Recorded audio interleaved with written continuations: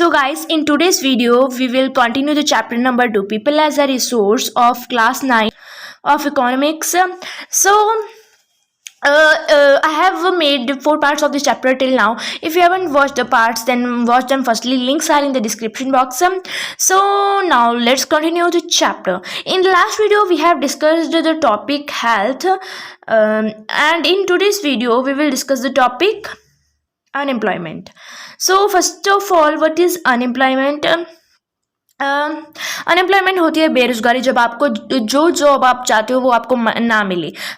First definition जो हम दे सकते हैं, जो आपको कोई जॉब ना मिले. सेकंड डेफिनेशन हम दे सकते हैं कि आपको जॉब तो मिल जाए मगर आप उस जॉब से संतुष्ट नहीं हो, आपके लिए वो अच्छी परफेक्ट जॉब नहीं है और आपको सैलरी बहुत कम मिलती है जिससे आपने एक्सपेक्ट किया था उससे ज़्यादा, ठीक है, उससे कम मिलती है. सो now let's continue. Sakal's mother Sheila looked after the domestic chores, children and helped her husband Bhuta in the field.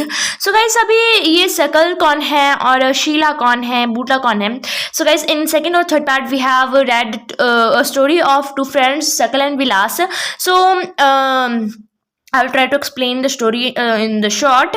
So guys, सकल एंड विलास होते हैं, वो दो फ्रेंड्स होते हैं, वो सीमापुर में रहते होते हैं. जो सकल की माँ होती है उसका नाम शीला होता है, वो घर के काम करती है, बच्चों को संभालती है और अपने हस्बैंड का खेत में भी हाथ बटाती है. और जो सकल होता है वो भी अपने छोटे भाई बहन का ख्याल रखता है. सकल जो होता है वो अच्छे से फिट होता है, बिल्कुल हेल्थी होता है. और सकल के माता पिता जो है उसको किसी ना किसी तरीके से लोन वगैरह लेके स्कूल में एडमिशन कराते हैं, उसको पढ़ाते हैं. लोन पहले नहीं लेते मगर जब उसको कॉलेज लाइफ में जाना होता है, 12th पास कर जाता है, उसके बाद लोन लेना पड़ता है कई लोगों को, क्योंकि उसके बाद फीस ज़्यादा हो जाती है ना, इसलिए वो उसके बाद जब उसने 12th के बाद की पढ़ाई करनी होती है तो वो लोन लेते हैं, लोन लेके सकल को पढ़ाते हैं. सो इससे उसके बाद जब वो पढ़ लिख जाता है उसके बाद वो एक प्राइवेट फर्म में उसको नौकरी मिल जाती है, वो वहाँ पे अच्छी सैलरी मिलती होती है. उसके बाद उसने कोई सॉफ्टवेयर भी डिस्कवर किया जिसकी वजह से उसकी सैलरी और बढ़ गई और उसकी कंपनी को भी बहुत ज़्यादा उसकी कंपनी की भी ग्रोथ हुई. जो विलास होता है उसको आर्थराइटिस होता है और जो उसके पिताश्री हैं वो जब वो छोटा था तभी गुजर गए थे. और जो विलास की मम्मी है वो मछलियाँ बेचती हैं, मछलियाँ बेच के अपने परिवार का गुजारा करती हैं. दोनों भाई हैं, शायद भाई बहन हैं, 2 बच्चे हैं मगर उसकी माँ के वो दोनों बच्चों को पालती हैं. और जो विलास है उसको, हाँ, आर्थराइटिस तो मैंने आपको बता दिया था. उसके बाद क्या है, कुछ समय बाद उसकी माँ की भी तबीयत खराब हो जाती है, इसलिए क्या था उसके प्रेशर बन जाता है और पैसे ना होने के कारण वो स्कूल भी नहीं जा पाता है. और उसको अपनी बहन ने पता नहीं भाई का भी क्लास का ख्याल रखना पड़ता है, अपनी माँ का भी ख्याल रखना पड़ता है और उसको मार्केट में जाके मछलियाँ भी बेचनी पड़ती है ताकि परिवार का गुजारा चल सके. इससे उसके बाद क्या है, जब वो बड़ा हो जाता है तब भी उसको वही मछलियाँ वाला काम कंटिन्यू करना पड़ता है, जिसकी वजह से उसको भी अपनी माँ जितनी बहुत ही थोड़ी सैलरी 100-150 रुपया ही मिलती है प्रतिदिन की. और इससे वो बड़ी मुश्किल से अपने परिवार का गुजारा कर सकता है. सो मैंने आपको स्टोरीज तो बता दी, अभी हम कंटिन्यू करते हैं. सकल की माँ है शीला, वो घर के काम, डोमेस्टिक मतलब कि घर के काम करती हैं और चोर्स मतलब कि डोमेस्टिक मतलब कि घर के और चोर्स मतलब के काम वैसे ये तो आपको पता ही होगा.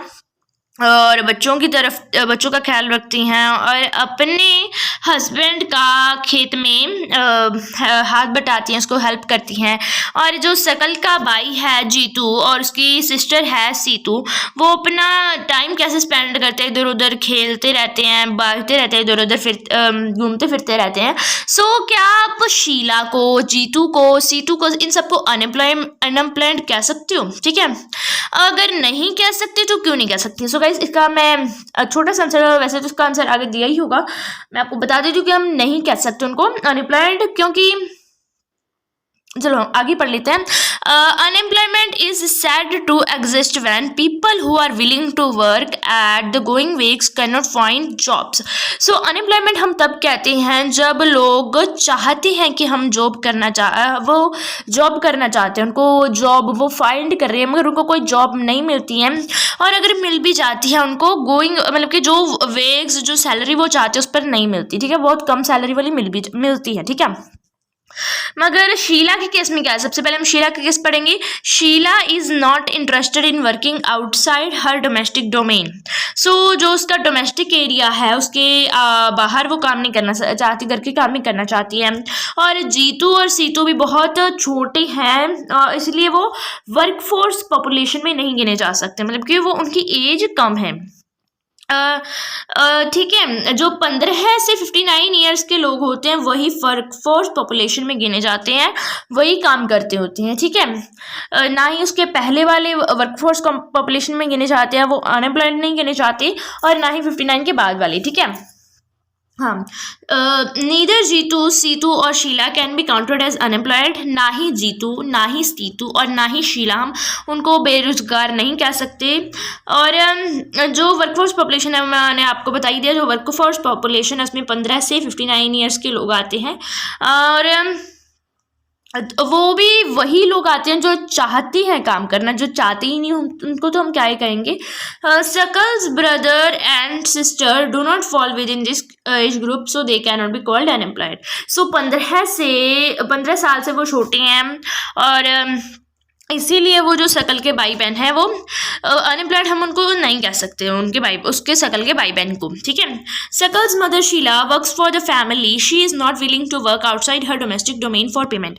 सो जो शकल की माँ है शीला, वो अपने परिवार के लिए घर का काम करती है, खाना बनाती है, बच्चों का ख्याल रखती है, और उसका जो हस्बैंड है बूटा, उसकी भी हेल्प करती है।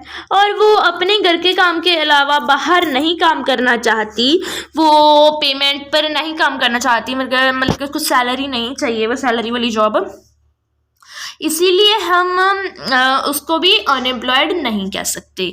और जो शकल के ग्रैंड पेरेंट्स हैं, दादा दादी हैं, और वो स्टोरी में भी नहीं बताया गया उनके बारे में है या नहीं है, ठीक है, वो भी हम उनको भी अनएम्प्लॉयड नहीं कह सकते, क्योंकि वो 59 ईयर से ज़्यादा होंगी। ठीक है,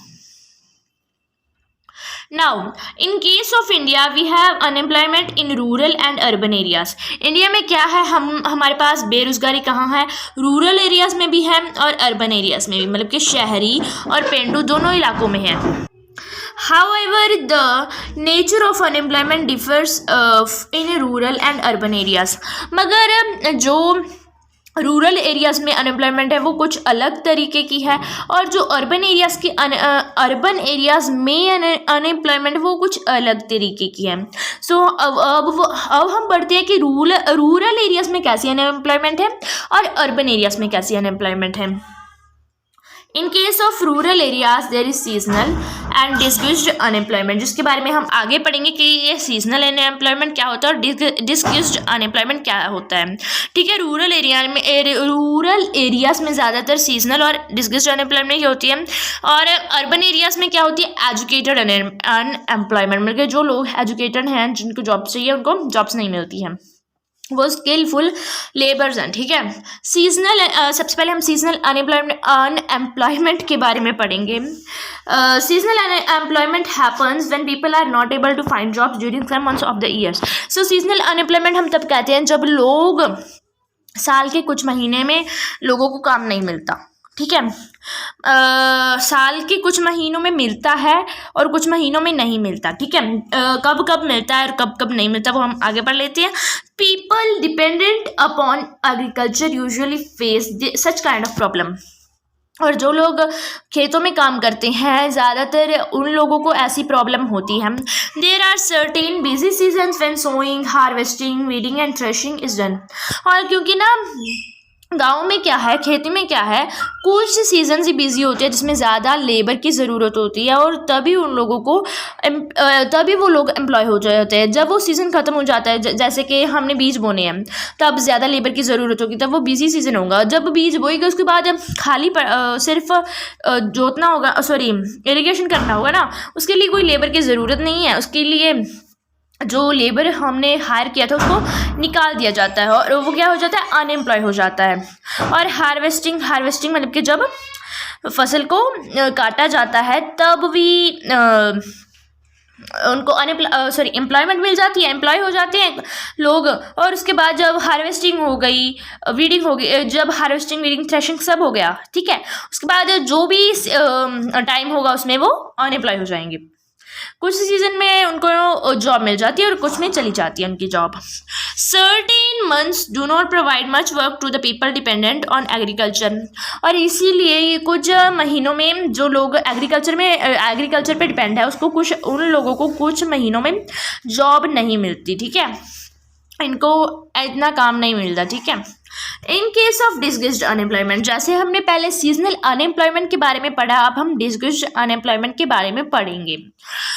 डिसगस्ड unemployment, people appear to be employed, हमको लगता है कि जो लोग हैं उनको जॉब मिली हुई है, वो काम कर रहे हैं, जॉब मिलना मतलब कि काम करना, ठीक है। They have agricultural plot where they find work, उनके पास खेत है जहाँ पे वो काम कर रही हैं। This usually happens among family members engaged in agricultural activity. Disguised unemployment ज़्यादातर कब होती है, जब बहुत सारे परिवार के लोग एग्रीकल्चरल एक्टिविटी करने लग जाते हैं, ठीक है। The work requires the service of 5 people but engages 8 people। जैसे कि एक काम है, आपको खेत है आपके पास, उसमें आप खेती करते हो, उसमें 5 लोग भी अच्छे से खेती कर सकते हैं, और मगर उसमें क्या है 8 लोग खेती कर रहे हैं। अगर 8 की जगह 5 लोग भी खेती करेंगे तब भी प्रोडक्शन उतनी ही होगी। फिर भी वो 8 लोग खेती कर रहे हैं, जो बाकी के 3 लोग एक्स्ट्रा है ना, वो अनएम्प्लॉयड है, इसे क्योंकि एक ही खेत में उसको 5 लोग चाहिए काम करने के लिए, मगर 8 लोग हैं तो 3 लोग अनएम्प्लॉयड हो गए। सो अभी डिस्कस्ड मतलब कि ज़्यादा लोग हो गए रिक्वायरमेंट से ज़्यादा, ठीक है। 3 people आर एक्स्ट्रा, जैसे मैंने बताया 3 लोग ज़्यादा होंगे। These 3 people also work in the same plot as the others, और वो भी उसी प्लॉट में काम कर रही हैं, उसी एक ही फील्ड में काम कर रही हैं, सेम फील्ड में जहाँ पे वो कर रही हैं, बाकी के 5 लोग कर रहे हैं।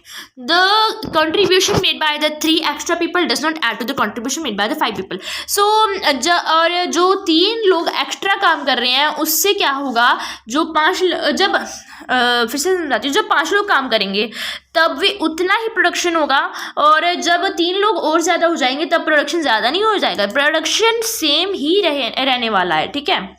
फिर भी 3 लोग ज़्यादा काम कर रहे हैं। If 3 people are removed, the productivity of the field will not decline. So अगर हम उन 3 लोगों को हटा दें खेत में काम करने से, उसी सेम खेत में काम करने से, तो प्रोडक्शन कम नहीं हो जाएगी, यील्ड कम नहीं निकलेगा, ठीक है। The field requires the service of 5 people and the 3 extra people are disguised unemployed. So जो फील्ड है उसको सिर्फ 5 लोग चाहिए काम करने के लिए, मगर जो बाकी के 3 लोग हैं वो डिसगस्ड अनएम्प्लॉयड है, उनको काम वो कर तो रहे हैं मगर उनको काम नहीं मिला हुआ। मतलब कि आप कह सकते हो कि उन्होंने क्या है अपना बेस बदला हुआ है, वो हमको बेस, जैसे कि बेस बदल लेते हैं। बेस बदलना मतलब कि आपका असली चेहरा कुछ हो रहा है, आप ऊपर से कुछ और वगैरह प्लास्टिक सर्जरी वगैरह करा लेते हो, अपना बेस बदल लेते हो, ठीक है।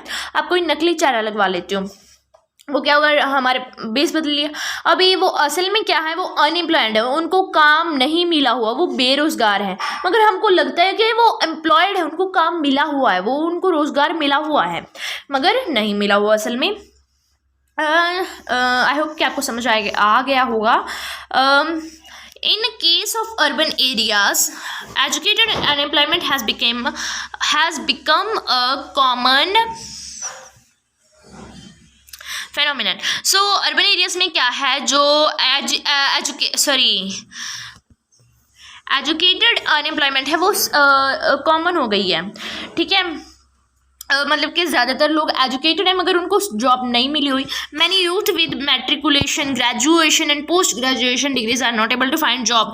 जो ज़्यादातर यूथ हैं, जवान लोग हैं, उन्होंने मैट्रिकुलेशन भी की हुई है, कईयों ने मैट्रिकुलेशन की हुई है, कईयों ने ग्रेजुएशन की हुई है, कईयों ने पोस्ट ग्रेजुएशन की डिग्रीज भी ली हुई हैं, मगर उनको जॉब नहीं मिल रही है। A study showed that unemployment of graduate and postgraduate has increased faster than among matriculates. So एक रिसर्च हुई थी, उसके हिसाब से क्या हुआ, उसके हिसाब से ये बताया जा रहा है कि जो मैट्रिकुलेट्स हैं उनको तो ज़्यादातर मैट्रिकुलेट्स को जॉब मिल रही है, बहुत कम मैट्रिकुलेट्स है जो अनएम्प्लॉयड है। मगर जो ग्रेजुएट और मगर जिन लोगों ने ग्रेजुएशन की हुई है, पोस्ट ग्रेजुएशन की हुई है, उनकी अनएम्प्लॉयमेंट ज़्यादा है। मतलब कि ज़्यादातर वो लोग हैं ग्रेजुएशन और पोस्ट ग्रेजुएशन वाले अनएम्प्लॉयड लोग हैं। मतलब कि आप लगा लीजिए कि 10 लोग हैं जो अनएम्प्लॉयड हैं, उसमें से क्या है एक बंदे ने मैट्रिकुलेशन की हुई है, बाकी जो पीछे 9 बंदे रह गए उनमें से 5 ने ग्रेजुएशन की हुई है और 4 ने पोस्ट ग्रेजुएशन की हुई है। अभी क्या है, मैट्रिकुलेशन वाले कम अनएम्प्लॉयड है। बाकी के जो आपको फिर से बताती हूँ एक और एग्जांपल देखिए, ये मेरे को अच्छे से नहीं मैंने एग्जांपल दिया। हाँ, समझ लीजिए कि 20 लोग हैं, ठीक है, उनमें से क्या है 10 लोग एम्प्लॉयड है और 10 लोग अनएम्प्लॉयड है। और जो 10 लोग एम्प्लॉयड है उसमें से जो 5 लोग हैं वो उन्होंने मैट्रिकुलेशन की हुई है, 2 लोगों ने ग्रेजुएशन की हुई है और बाकी के 3 लोगों ने पोस्ट ग्रेजुएशन की है।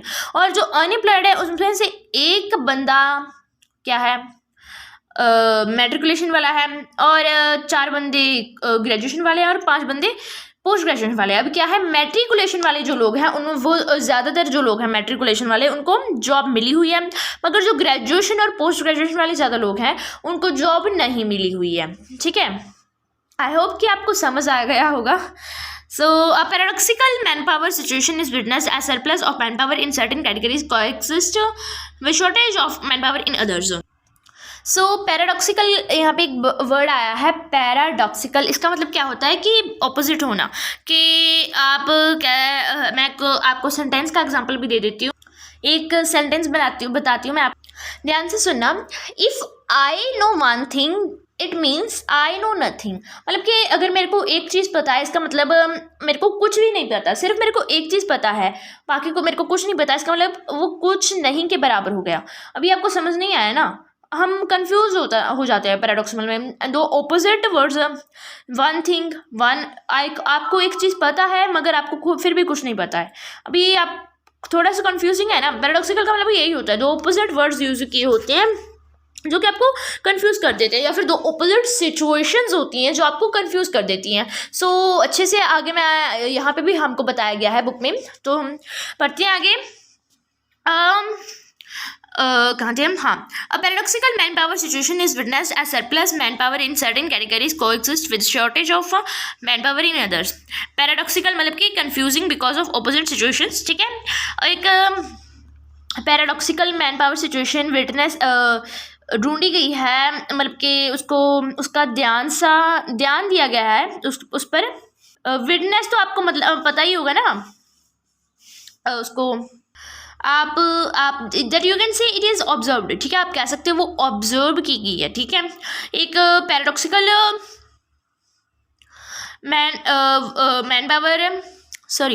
एक पैराडॉक्सिकल मैन पावर सिचुएशन जो है वो ऑब्जर्व की गई है कि जो ज़्यादातर सरप्लस मतलब कि जो पीछे ज़्यादा रह जाता है। ये हमने the story of village Palampur वाले चैप्टर में भी पढ़ा था। अगर आपने नहीं देखा तो उसकी प्लेलिस्ट का लिंक आपको डिस्क्रिप्शन बॉक्स में मिल जाएगा, तो वहाँ पे जाके आप चेक कीजिएगा। मैंने वहाँ उस चैप्टर के 6 पार्ट्स बनाए थे और इंपॉर्टेंट नोट्स भी बनाए थे। ठीक है, हाँ, एक पैराडॉक्सिकल मैन पावर सिचुएशन जो है वो ऑब्जर्व की गई है कि जो सरप्लस है मतलब कि जो जितनी आपको रिक्वायर्ड है उससे ज़्यादा, ठीक है, रिक्वायरमेंट से ज़्यादा जो मैन पावर है वो ज़्यादा कुछ कैटेगरीज में है। मतलब कि कुछ कैटेगरीज में रिक्वायरमेंट से ज़्यादा मैन पावर है, रिक्वायरमेंट से ज़्यादा लोग हैं। जैसे कि आपको कोई काम करना है, लाइक आप कह सकते हैं आपको एक शॉप नहीं, कोई आप कैटेगरी ले लीजिए, जैसे कि आप इंफॉर्मेशन टेक्नोलॉजी वाले एग्जांपल लीजिए। ठीक है, इंफॉर्मेशन टेक्नोलॉजी में क्या है, आपको कितने बंदे चाहिए? 10 बंदे चाहिए, मगर रिक्वायरमेंट आपको 10 लोगों की है मगर ज़्यादा लोग आपके पास हैं। सो ज़्यादा जो है सरप्लस है। नहीं, हम ये अच्छा एग्जांपल नहीं था, हम उसकी लेते हैं, एग्रीकल्चर की फील्ड में लेते हैं कि जो किसान हैं वो प्रोडक्शन करते हैं ग्रीन रेवोल्यूशन, मतलब कि हाई यील्डिंग वैरायटी वगैरह, हाई यील्डिंग वैरायटी सीड्स का यूज़ करके, केमिकल फर्टिलाइजर्स, पेस्टिसाइड्स का यूज़ करके प्रोडक्शन करता है। ठीक है, उसको क्या है 2000 किलो लगा लीजिए, नहीं, आप उसको क्या है 4000 किलो प्रोडक्शन होती है, उसको परिवार का गुजारा करने के लिए सिर्फ 1000 किलो ही, लाइक आप समझ लीजिए उसको, उसने वीट की प्रोडक्शन की और जो प्रोडक्शन निकली वो निकली 4000 किलो, उसको अपना परिवार में क्या है सिर्फ 1000 किलो ही खाने के लिए, मतलब कि पूरे साल के खाने के लिए आटे के तौर में, और क्या है उसको सिर्फ 1000 किलो ही वीट चाहिए, मगर उसके पास जो है 3000 किलो ज़्यादा है, जो ज़्यादा है वो सरप्लस हो गया। ठीक है, हाँ, अभी ज़्यादा जो मैन पावर है, लोग हैं वो कहाँ कहीं कुछ कैटेगरीज में क्या है ज़्यादा लोग हैं और कुछ कैटेगरीज में लोगों की शॉर्टेज है। सो गाइस, यहाँ पे मैं आपको एक एग्जांपल भी देना चाहूँगी। जैसे कि आप दो कैटेगरीज ले लीजिए, इंफॉर्मेशन टेक्नोलॉजी एंड बायोटेक्नोलॉजी। सो दोनों में क्या है, हमको 10-10 बच्चे रिक्वायर्ड हैं। 10-10 बच्चे मीन कि अभी कुछ बच्चे जो वो इंफॉर्मेशन टेक्नोलॉजी और बायोटेक्नोलॉजी दोनों फील्ड्स में कैटेगरीज में क्या है स्टडी कर रही हैं और उसके बाद उसमें जॉब भी करेंगे ना। क्या है, इंफॉर्मेशन टेक्नोलॉजी में 15 बच्चे स्टडी कर रही हैं और बायोटेक्नोलॉजी के 5 बच्चे, क्योंकि अपनी चॉइस होती है ना हमको क्या स्टडी करना है। ठीक है, अभी जो इंफॉर्मेशन टेक्नोलॉजी वाले फील्ड में होगा 5 बच्चे सरप्लस हो जाएंगे, और बायोटेक्नोलॉजी वाले फील्ड में क्या होगा 5 बच्चे कम रह जाएंगे, उसमें 5 बच्चों की शॉर्टेज हो जाएगी। ठीक है, there is unemployment among technically qualified person on one hand, while there is a dearth of technical skills required for economic growth. So एक तरफ क्या है जो अनएम्प्लॉयमेंट है, जो टेक्निकली क्वालिफाइड, एक तरफ क्या है जो टेक्निकली क्वालिफाइड लोग हैं उनको जॉब नहीं मिल रही है, और दूसरी तरफ क्या है हमको टेक्निकल स्किल्स चाहिए इकोनॉमिक ग्रोथ के लिए।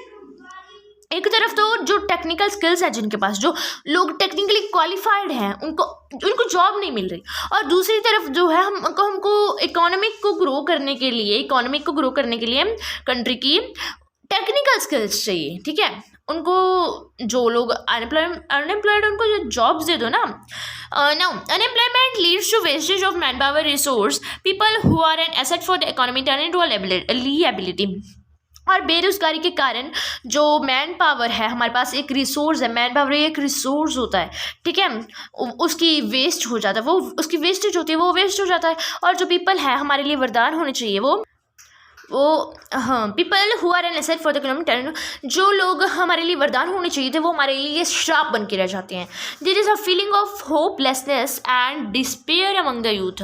सो जो यूथ है उसमें होपलेसनेस, मतलब कि बहुत कम होप, कईयों को तो बहुत कम होप रहता है कि हमको जॉब मिलेगी भी या फिर नहीं मिलेगी, और कुछ में जो होप है वो डिस्पेयर ही हो जाती है, कुछ लोगों डिस्पेयर ही हो जाता है। अभी ये वर्ड आया है यहाँ पे despair.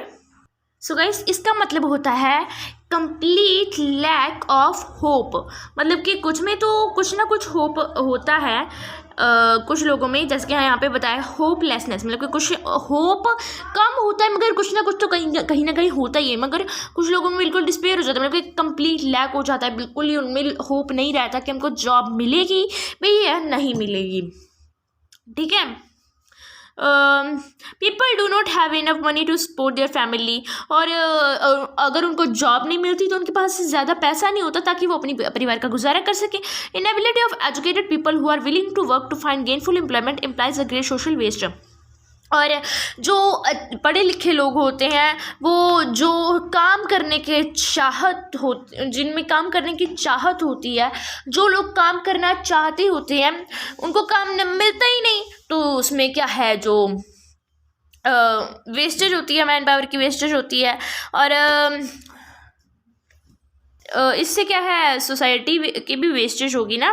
So now unemployment tends to increase economic overload, और अनएम्प्लॉयमेंट की वजह से क्या होता है इकोनॉमी पे ओवरलोड हो जाता है। लोग खा रहे हैं मगर काम नहीं कर रहे। उस अभी खाने के लिए भी तो पैसा चाहिए होगा ना, इसके लिए सरकार को देना पड़ता है। सरकार को नहीं, मतलब कि वो बैंक से लोन लेते रहते हैं, बैंक से लोन लेते रहते हैं, इकोनॉमी नीचे गिरती रहती है। अभी सरकार को यहाँ पे चाहिए कि वो जॉब्स दें ताकि लोग लोन्स ना लें, इकोनॉमी नीचे ना गिरे। और वो जो लोग हैं वो बैंक से लोन लेते ही लेते हैं, जिसकी वजह से इकोनॉमी नीचे गिरती रहती है, मगर वो लोन चुका नहीं पाते क्योंकि उनके पास कोई जॉब नहीं होती जिससे वो बाद में लोन चुका पाएँ। इससे क्या है, इकोनॉमी पे ओवरलोड हो जाता है। The dependence of the unemployed on the working population increases. और जो लोग काम कर रही हैं उसमें जो अनएम्प्लॉयड बेरोज़गार लोग हैं उस पर ज़्यादा डिपेंड हो जाते हैं। मतलब कि ज़्यादा लोग अनएम्प्लॉयड हो जाते हैं मगर कम लोग वर्क कर रहे होते हैं, इसीलिए जो वर्किंग फॉर पॉपुलेशन होगी उस पर ही ना अनएम्प्लॉयड लोग डिपेंड हो गए, इसीलिए बोझ बन जाते हैं वो वर्किंग पॉपुलेशन पर। The quality of life of an individual as well as of society is adversely affected. और जो एडवर्सली का मतलब होता है प्रिवेंटिंग सक्सेस और डेवलपमेंट, मतलब कि वो बुरी तरीके से इफ़ेक्ट हो जाते हैं जिसकी वजह से सक्सेस भी रुक जाता है और डेवलपमेंट भी रुक जाती है। इसीलिए क्या है, सोसाइटी की क्वालिटी कम हो जाती है और इंडिविजुअल की क्वालिटी भी कम हो जाती है। The quality of life of an individual as well as society, मतलब कि उसको बुरी तरीके से अफेक्ट करता है। अनएम्प्लॉयमेंट क्या है, एक बंदे की ज़िंदगी की और सोसाइटी की ज़िंदगी को पूरी तरह से अफेक्ट करती है। When a family has to live on a bare subsistence level, so here comes the word bare, which usually means naked or uncovered, but here it means with no addition, means simple. Subsistence, what means what is the meaning of subsistence? It means maintenance.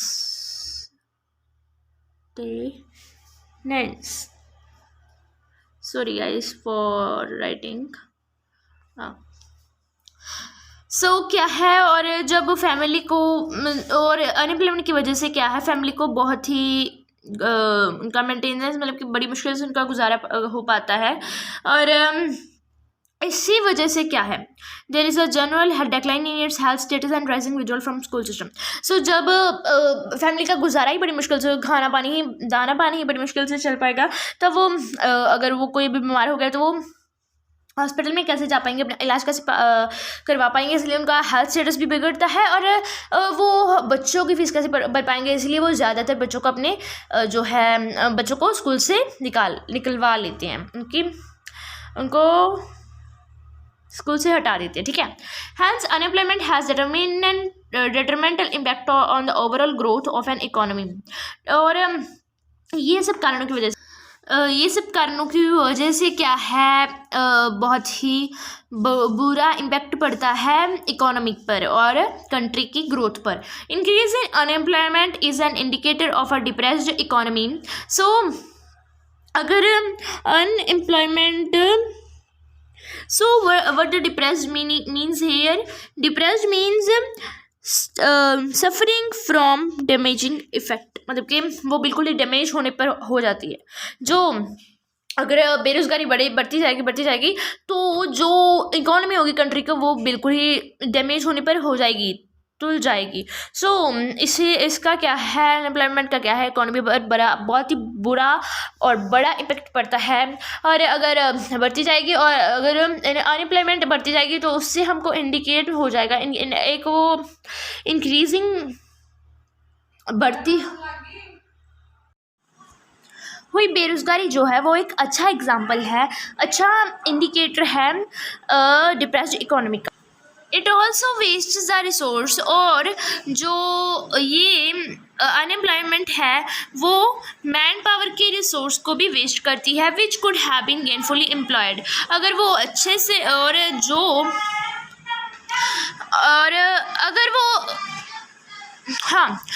जो unemployment है वो एक अच्छे खासे resource को, man power के resource को waste करती है, जब कि वो क्या होना चाहिए था, एम्प्लॉयड होना चाहिए था। If people can not be used as a resource they naturally appear as ability to the economy. अगर हम लोगों को रिसोर्स की तरह यूज़ नहीं हो पाती लोग, तो वो एक लिएबिलिटी बन जाती है इकोनॉमी के लिए।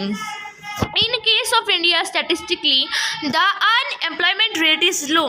जो इंडिया में क्या है वो अनएम्प्लॉयमेंट का रेट जो है वो थोड़ा है, कम है अनएम्प्लॉयमेंट का रेट, मतलब कि ज़्यादातर लोग जो है वो एम्प्लॉयड है।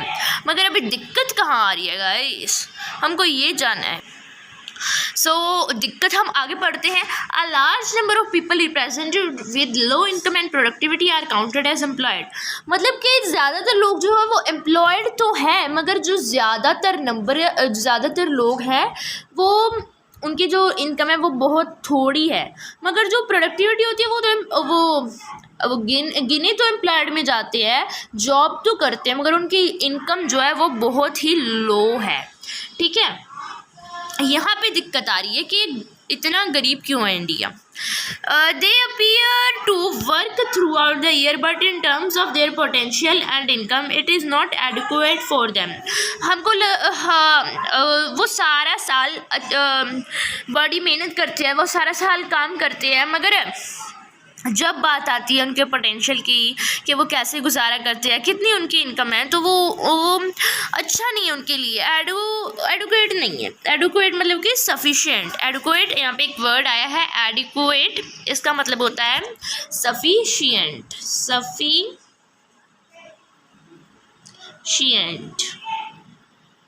सो this is what adequate means. ठीक है,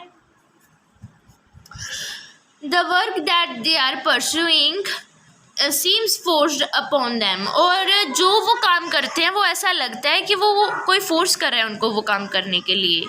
they may therefore want work of their choice। हमको ऐसा लगता है कि वो अपनी जो वो काम करना चाहते हैं, जो जो उनकी चॉइस है वो काम करना है। मेरे इस लाइन का मतलब है they may therefore want to other work of their choice। इसका मतलब है कि वो जो अभी प्रेजेंट में काम कर रहे हैं वो काम नहीं करना चाहते, वो अपनी चॉइस का, अपनी मर्जी का काम करना चाहते हैं। Poor people can not afford to sit idle. जो गरीब पीपल है वो बेले नहीं बैठ सकते। ठीक है, वो बेरोजगार नहीं रह सकते, उनको अपनी फैमिली का गुजारा करने के लिए कुछ ना कुछ तो करना पड़ेगा।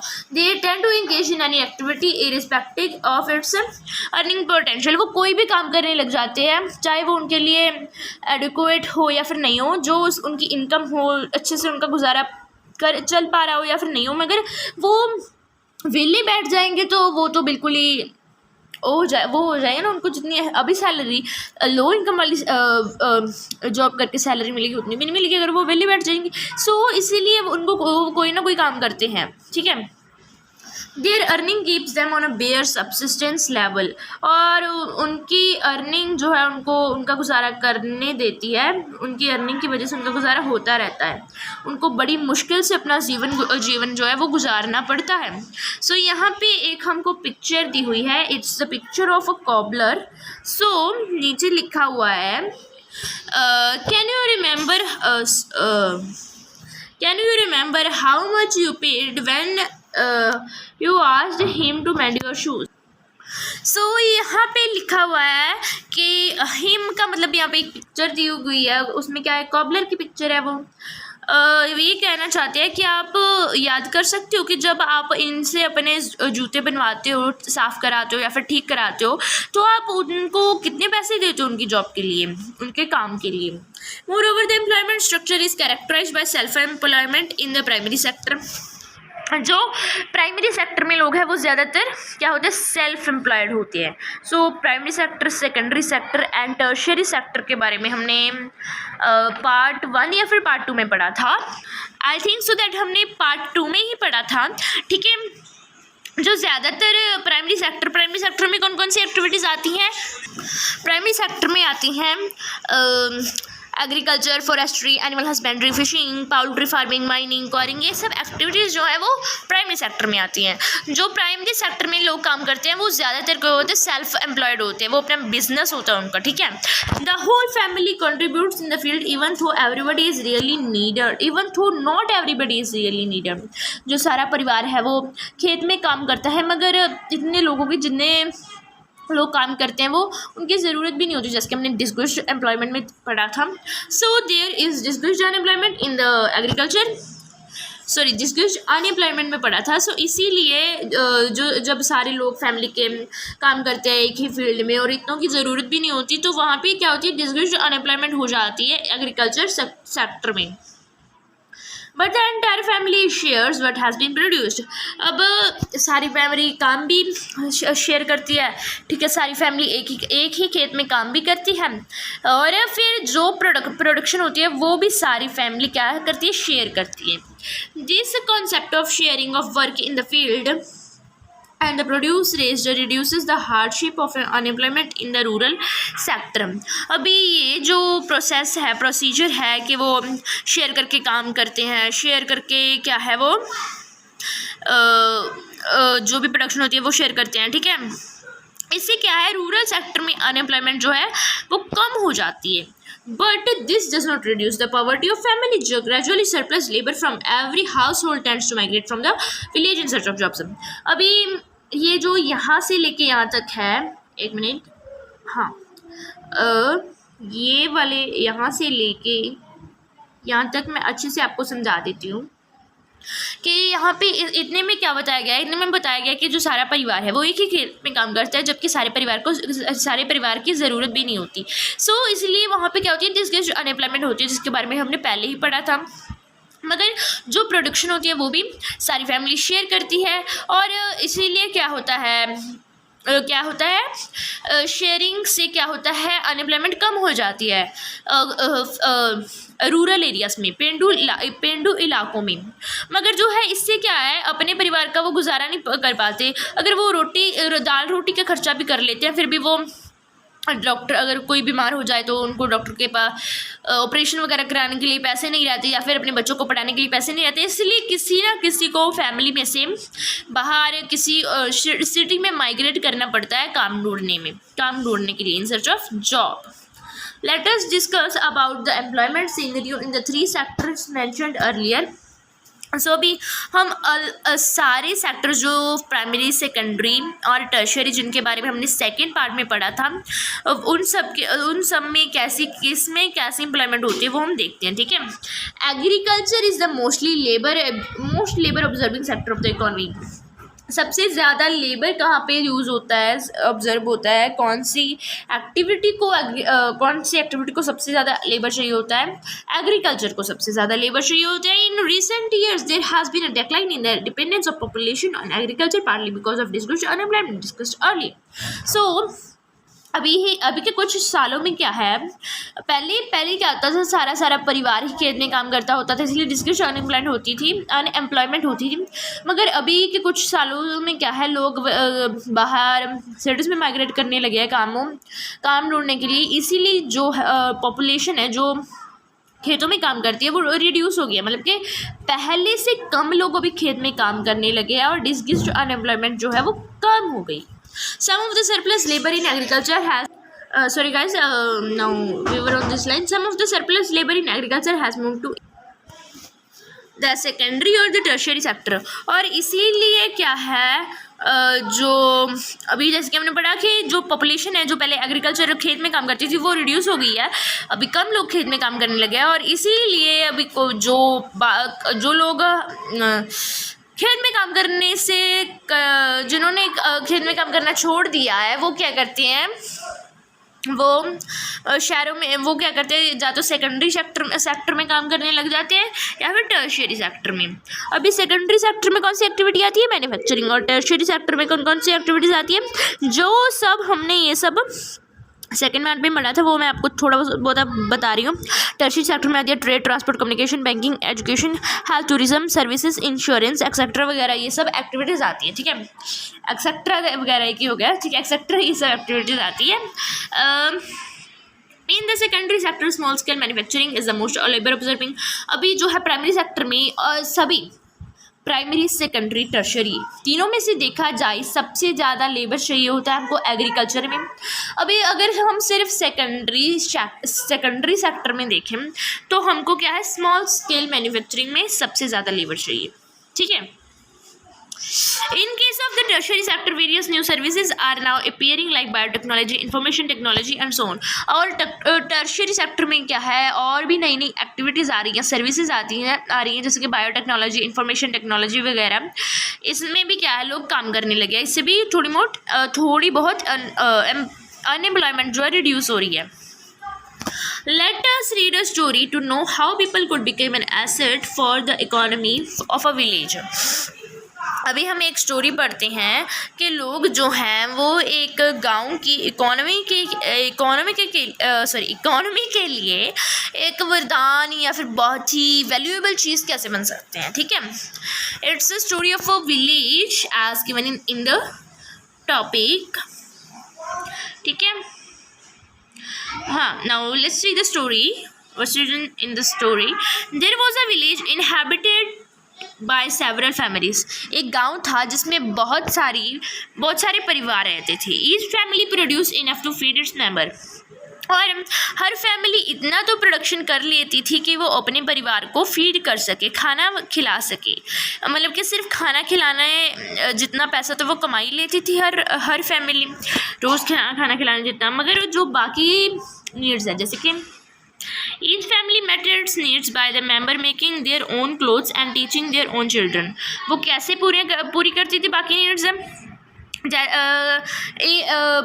खाना खिलाने जितने पैसे तो वो कमा लेते थे, मगर जो बाकी नीड्स है जैसे कि वो स्कूल में नहीं डाल सकते थे, टेलर से कपड़े नहीं सिलवा सकते थे. इसीलिए क्या था, हर एक फैमिली अपनी नीड्स कैसे पूरी करती थी. अपने ही घर का एक मेंबर सारे परिवार के कपड़े सिल देता था और अपने ही घर का मेंबर अपने ही बच्चों को पढ़ा देता था. One of the families decided to send one of its son to an agriculture college. और एक परिवार ने सोचा कि क्यों ना हम अपने बेटे को बाहर एग्रीकल्चर कॉलेज में पढ़ने के लिए भेज दें. The boy got his admission in the near by college of agriculture. और जो भी उनके सबसे नज़दीक कॉलेज था वो वहाँ पर पढ़ने के लिए चला गया. After some time he become qualified in agro engineering and came back to the village. और कुछ समय बाद उसने क्वालिफिकेशन पूरी कर ली एग्रो इंजीनियरिंग में और अपने गांव में वापस आ गया. ठीक है. He proved to be so creative that he could design and improve the type of plough which increase the yield of wheat. और इसने अपनी जो पढ़ाई है वो कैसे अपनी पढ़ाई का फ़ायदा कैसे उठाया, वो गांव वापस आया.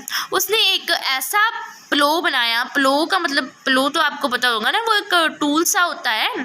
ठीक है. एक प्लो बनाया.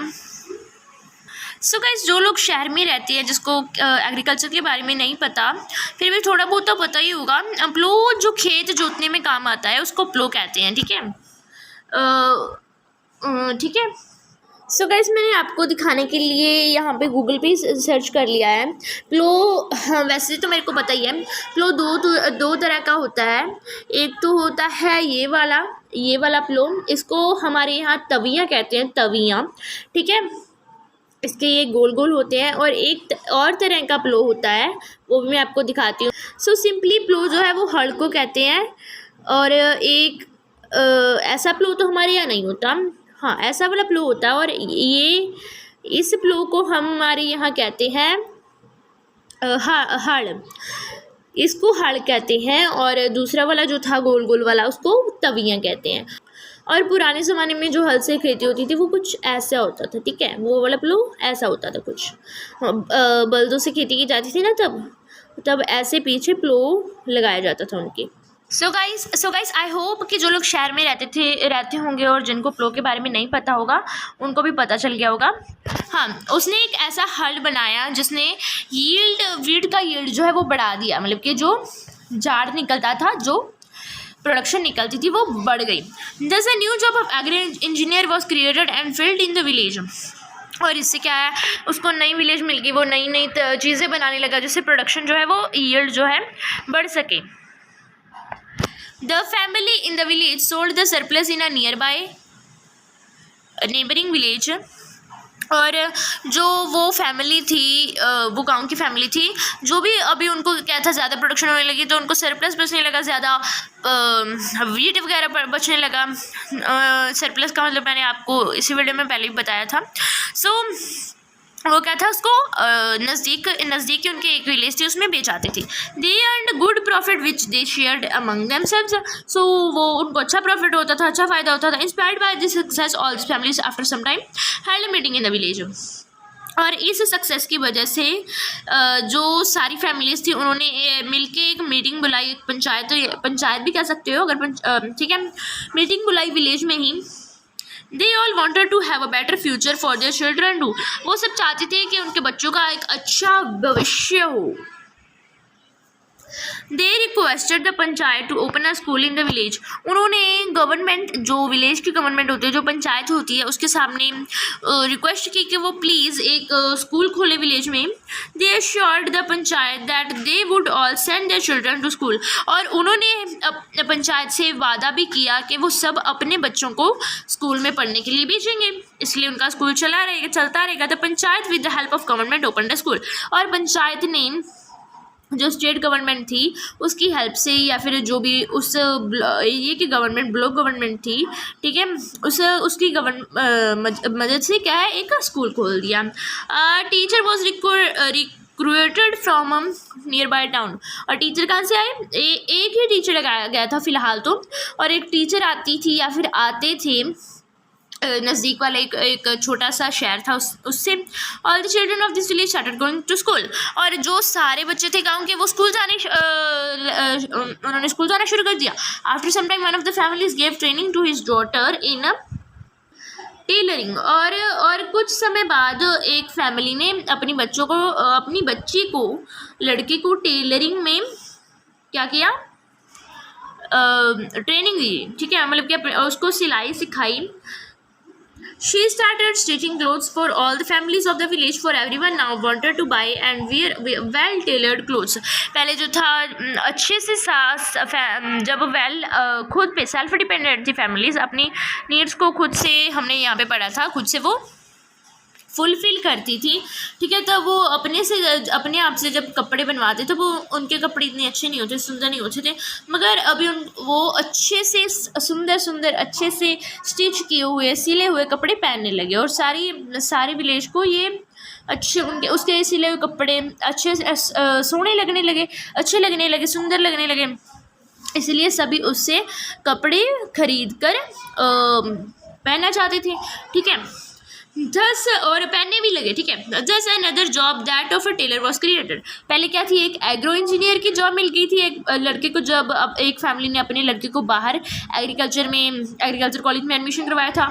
अभी क्या था, एक टेलर की जॉब मिल गई। जिस हैड अनदर पॉजिटिव इफेक्ट, और एक और सकारात्मक इफेक्ट पड़ा।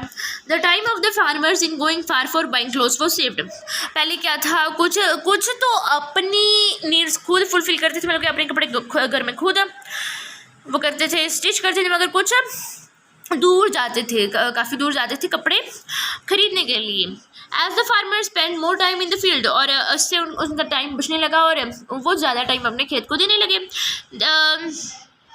The yield of the farmers went up, और इससे क्या हुआ, उनका प्रोडक्शन और ज़्यादा हुआ। This was the beginning of prosperity, और इससे क्या था, प्रॉस्पेरिटी की, अच्छी किस्मत की, अच्छी डेवलपमेंट की, अच्छी अर्निंग की बिगिनिंग हो गई, ठीक है। The farmers had more than what they could consume, और अभी उनको क्या था, सरप्लस बचने लगा था, मतलब कि अभी उनके पास जो भी वो चीज़ कंज्यूम कर सकते थे उससे ज़्यादा चीज़ बचने लगी थी। Now they could sell what they produce to others who come to their village markets. और अभी वो क्या थे, जो भी उनका ज़्यादा प्रोडक्शन हो जाता था वो अपनी भी जो विलेज की मार्केट्स थी, मंडी थी, उसमें बेच देते थे। Over time this village which formally had no job opportunities in the beginning had many like teacher, tailor, agro engineer and many more. अभी ऐसे करते पहले एग्रो इंजीनियर बना, फिर टेलर बना, ऐसे करते करते बहुत सारी जो जिस विलेज में कोई भी जॉब नहीं थी, बहुत सारी जॉब्स हो गई। और जैसे कि टीचर, टेलर, एग्रो इंजीनियर और बहुत और डॉक्टर वगैरह वगैरह वगैरह, ठीक है। This was the story of a simple village where the rising level of human capital enabled it to evolve into a place with complex and modern economic activities. So guys ये story थी एक छोटे से village की, छोटा सा तो नहीं पता, छोटा सा है थोड़ा, जिसमें पहले एक भी कोई भी एम्प्लॉयमेंट अपॉर्चुनिटी नहीं थी, मगर धीरे धीरे वो मॉडर्न इकोनॉमिक एक्टिविटीज़ में इवॉल्व होते गए और कॉम्प्लेक्स होते गए, क्योंकि वो अपने बच्चों को बाहर बेचने लगे, और स्कूल में और विलेज में भी स्कूल खुलवाया, और ऐसे वो रिच इन प्रॉस्पेरिटी हो गई, और प्रॉस्पेरिटी की बिगिनिंग होगी, और एक वेल डेवलप्ड विलेज बन गई धीरे धीरे. So guys, this was the last part of this chapter. If you want important notes of this chapter, then comment me in the comment section. And आगे exercise, अगर exercise की भी आपको answer की चाहिए, then also comment it. So guys, if this video had helped you, then please like the video, and also don't forget to share it with your friends, then it can help them also. And if you want more such videos, then subscribe to my channel so that the notification of my new update or video come to you first. Okay, and also if you have any doubt, then comment it in the comment section so that I can also put another video by collecting your doubts from the comment sections or reply there only. So guys, I hope so guys, हाँ मैंने कहा था शुरुआत में कि मेरी video late है. अगर मेरी वीडियो लेट है, सॉरी फॉर दैट, अगर आपको थोड़ी सी भी बुरा लगा हो, मगर मैंने जितने टाइम में मैंने वीडियो नहीं डाली इस चैप्टर की, उसने उतने टाइम में मैंने ऐसा नहीं कि कोई भी वीडियो नहीं डाली, मैंने 4-5 वीडियोस डाली हैं हिंदी की. अगर आपने नहीं देखी तो अगर आपको चाहिए होगी हिंदी की वीडियोस तो देख लेना. 2-3 पत्र डाले थे, 1-2 अनुच्छेद डाले थे, ऐसा कुछ था. और जब तक कि नेक्स्ट वीडियो आती है तब तक के लिए बाय बाय.